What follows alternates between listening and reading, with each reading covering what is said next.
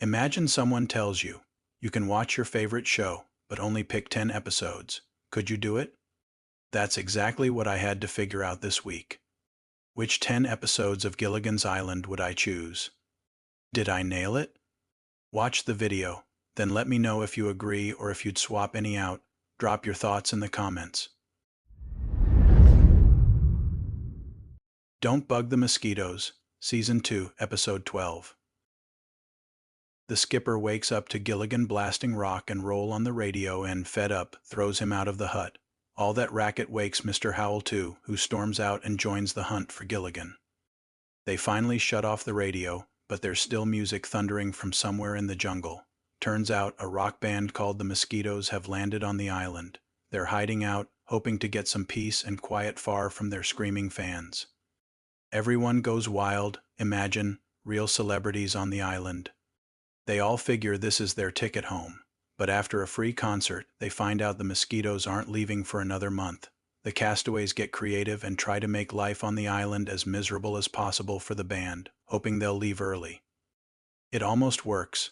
Bingo, the lead singer, says they're packing up the next day.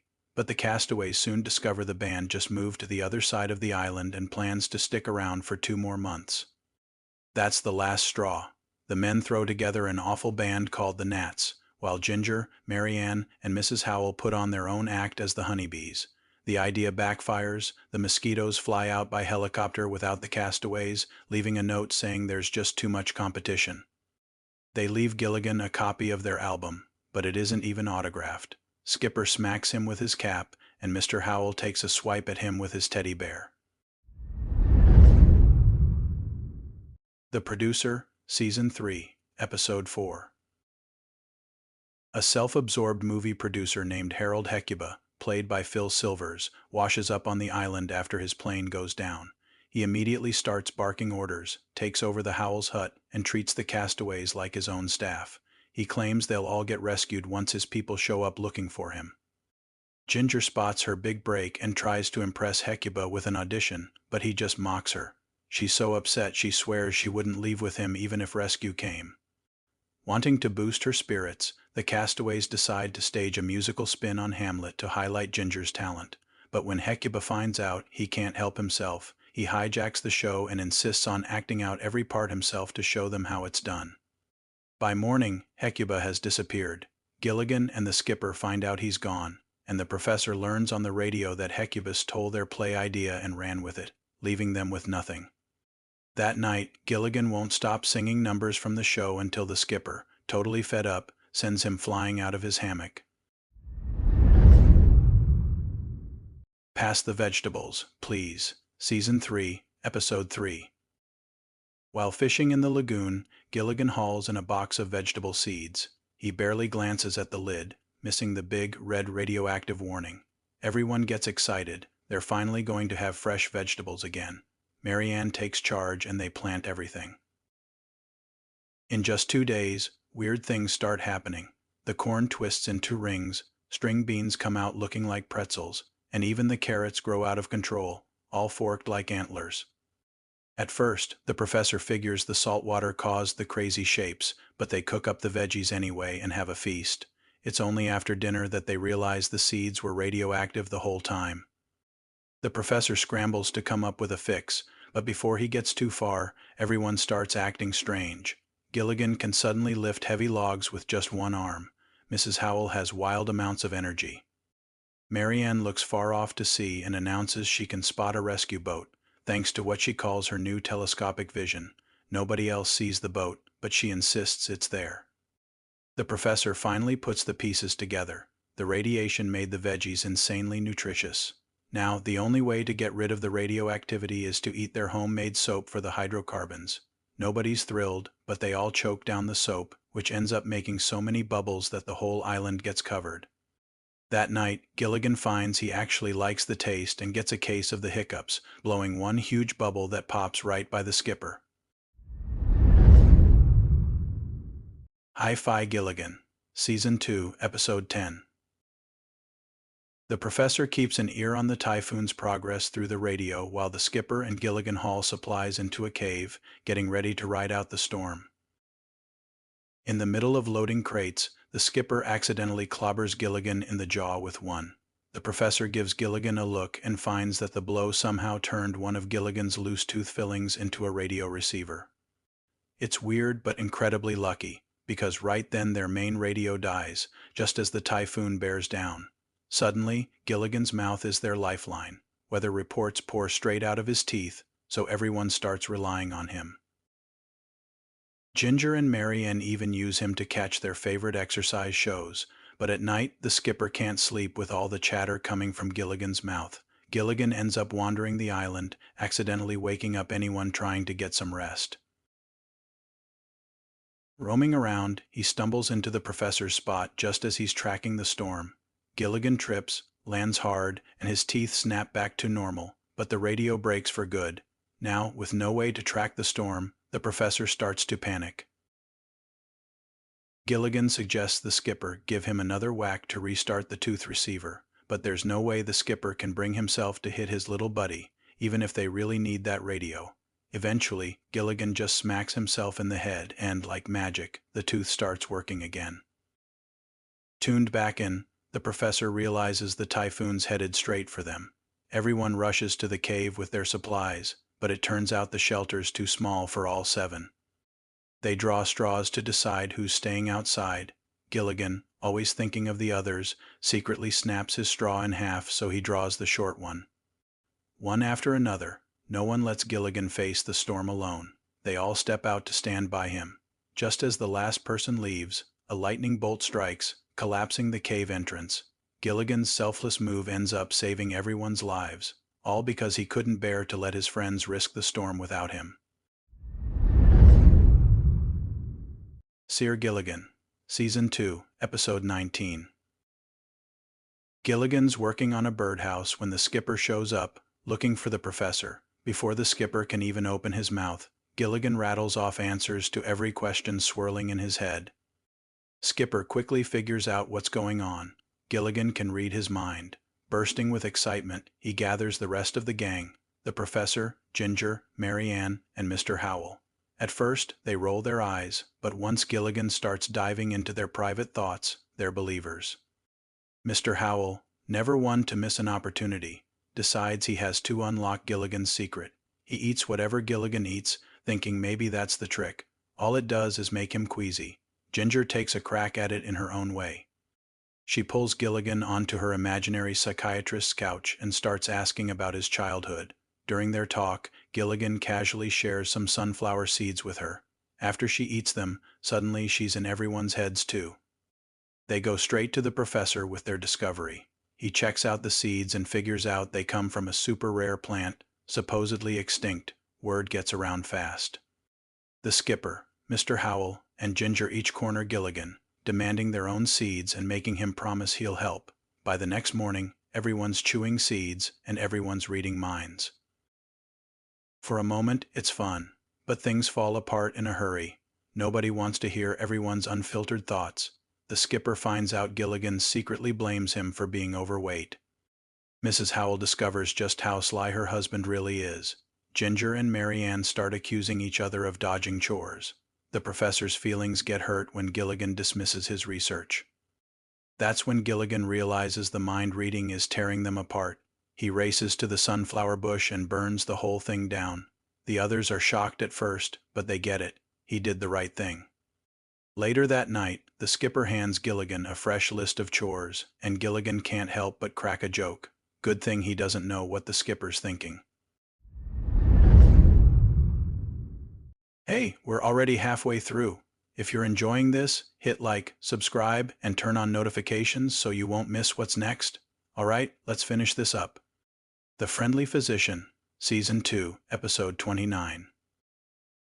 Dr. Boris Balinkoff, played by Vito Scotti, spots the castaway's smoke signal from his island and decides to help. He brings them back to his home, which honestly freaks out both Gilligan and the skipper. Everything about the place is spooky. They run into a dog that meows, a cat that barks, and a parrot roaring like a lion. Yeah, it's that kind of place. Balinkoff soon reveals what he's really up to. He talks about his mind exchange experiments and tells the castaways he wants to use them as guinea pigs.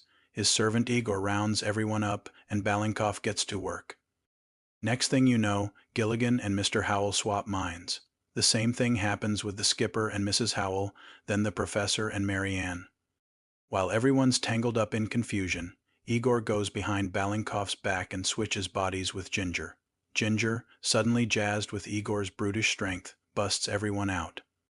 The professor finally manages to get everyone back to normal. Balinkoff walks in to see the mess, but the skipper takes him down while the professor puts Ginger right again. The castaways turn the tables, trapping Balinkoff and Igor in the mind swap machine. Gilligan can't help himself and flips the switch for good measure. The last thing we see is Balinkoff, now in the cat's body, leading Igor, trapped as the dog, out of the castle. Meet the Meteor, Season 2, Episode 32. Gilligan spots a meteor crashing onto the island, so he and the skipper head over to check it out the next day. The professor isn't thrilled. They should keep their distance, he says, because the meteor's busy soaking up cosmic rays. He wants to use lead rods to focus the radiation, thinking maybe a weather plane or a radiation station will pick up the signal and come investigate. Before long, though, the radiation starts taking its toll, the lead shield they built starts to fall apart, and a nearby tree suddenly looks ancient. The professor realizes the radiation will do the same to them. If they don't act fast, they'll be 50 years older by the end of the week. Mr. Howell, being Mr. Howell, immediately starts rewriting his will. He's leaving his polo pony to his nephew Perry and his golf clubs to Perry's wife. The professor puts together a new plan. If they combine a lightning rod with a bolt from the next electrical storm, it might just blow the meteor to pieces. So he and the skipper start setting things up. Gilligan, totally wiped out, passes out and dreams everyone on the island has turned old and gray. When the storm finally hits, Gilligan wakes up. It's now or never. He races outside to place the lightning rod but ends up getting shocked and drops it. By some stroke of luck, the rod lands exactly where it needs to, and the lightning shatters the meteor. The next morning, the professor checks for radiation. Nothing left. They're in the clear. Up at Bat, Season 3, Episode 1. Gilligan bolts into an unexplored cave after a runaway coconut and ends up getting bitten on the neck by a bat. The skipper sees this and flips out, immediately convincing himself and Gilligan that the bat must be a vampire bat because it went for the neck. Naturally, this means Gilligan's days as a regular castaway are numbered. He's bound to turn into a vampire. The professor does his best to reassure everyone, trying to bring some science into the conversation, but the skipper's imagination completely overrides any logic. He's so freaked out that he spends the night with a scarf wrapped tightly around his neck. Gilligan gets more and more obsessed with the idea he's becoming Dracula. Pretty soon, Gilligan sleepwalks to the Howells' hut and, in his sleep, bites Mrs. Howell.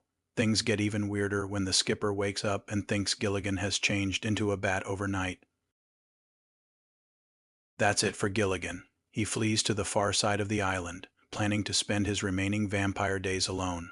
Meanwhile, the professor actually catches the bat, figures out it's harmless, but Gilligan doesn't hear about it right away.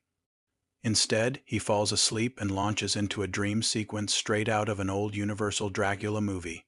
Gilligan as a bumbling vampire, Ginger as his assistant, the Howells as fancy dinner guests, and the professor and skipper playing Sherlock Holmes and Dr. Watson, poking around a spooky castle. When Gilligan wakes up, the skipper finally breaks the news that the bat wasn't dangerous. He caps things off with a goofy joke about Gilligan's potential future in bloodsucking, and everything goes back to normal, or as normal as it gets on their island. And then there were none. Season 3, Episode 13. Gilligan is helping Mary Ann with the laundry when she suddenly screams and disappears. He searches for her but can't find her anywhere, so he runs off to tell the skipper and the professor. They immediately jump to wild conclusions. Maybe headhunters have landed and are out looking for brides. They barely start searching before Ginger vanishes too. The professor tries to use Gilligan, silly enough, dressed up as Mrs. Howell, to lure out whoever or whatever is behind these disappearances. Nothing happens, but then Mrs. Howell vanishes right after. The professor's guesses just get stranger. First, he suspects headhunters, but then he wonders if one of the group has snapped from island madness and turned into a Dr. Jekyll and Mr. Hyde character, getting rid of the women. That freaks Gilligan out, since he suddenly realizes he was alone with each of the missing castaways and starts worrying he's responsible, maybe even blacking out and not remembering it. Soon, even the professor and Mr. Howell go missing. Skipper looks for clues, spots something near a pit, and drops in, right on top of everyone. They've all fallen beneath a hidden trapdoor into an old munitions pit.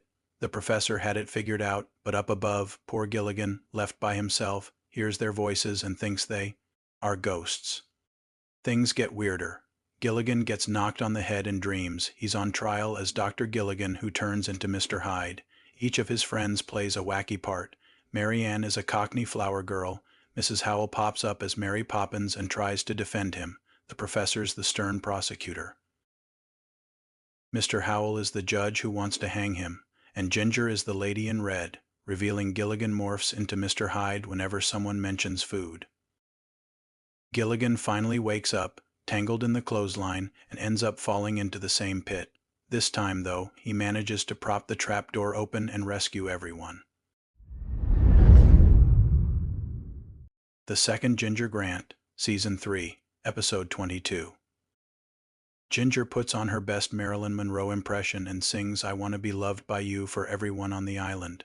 Mary Ann gets so caught up in the performance that she trips over a rock afterward and hits her head. When she wakes up, she's talking in a sultry voice and insists she's Ginger Grant. The professor figures out that the bump on her head gave her amnesia, so now she thinks she's the only movie star she really knows. He tells everyone to go along with it for the time being, which means the real Ginger ends up stuck with Mary Ann's chores. Things only get messier.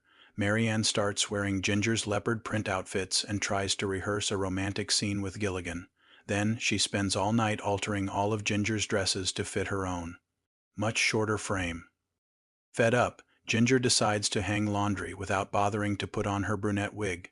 Mary Ann spots her and faints right on the spot. The professor tries using hypnosis, but it doesn't work on Mary Ann. Instead, he accidentally hypnotizes Gilligan. So he tries something else. He makes Mary Ann perform on stage, hoping that her lack of showbiz talent will shake things loose. She blanks on the lyrics, stumbles through the timing, and faints in the middle of her act.